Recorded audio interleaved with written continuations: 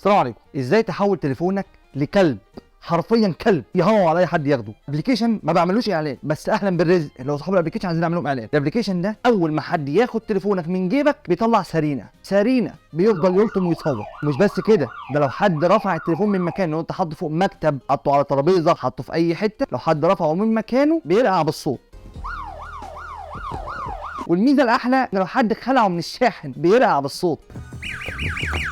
عشان ساعات يعني انت بتنام ومش واخد بالك ومش مدي اي اخوانه، يجي حد من اسرتك يروح خالع الشاحن وحاطه في تليفونه. هحط لكم اللينك بتاعه في الكومنتس تحت عشان ما تنزلوش لا نسخه مضروبه ولا مزيفه ولا مزوره، فتلبسه في الحيطه. لان نسخه مباشره من جوجل بلاي، اول ما تدوس على اللينك هتخش تنزله على طول بكل سهوله. هيفيدك جدا في المواصلات، هيفيدك جدا في اي مكان زحمه، تبقى انت ماشي يا عيني في امان الله يروح واحد سحب تليفون من جيبك. التليفون فيه حساسات، اسمه حساسات الجيب، اتحط في الجيب بتاعك، عارف ان هو محطوط في مكانه تمام، يفضل يتنطط بقى رايح جاي عادي. اول ما حد ياخده من مكانه يبدا التليفون يصوت بقى. لما حد ياخد التليفون من مكانه وانت ماشي كده في اي زحمه بتسمع صوت تليفونك من بعيد، ومهما يوطيه مش هيسكت غير لما تدخل انت رقم السري اللي انت حاطه. طيب يفضل يلعب بالصوت طول ما هو بيجري، غير الحرامي بيجري والتليفون عمال يصوت جنبه. فضيحه. ابلكيشن مهم جدا هينقذكم من مصايب كتير.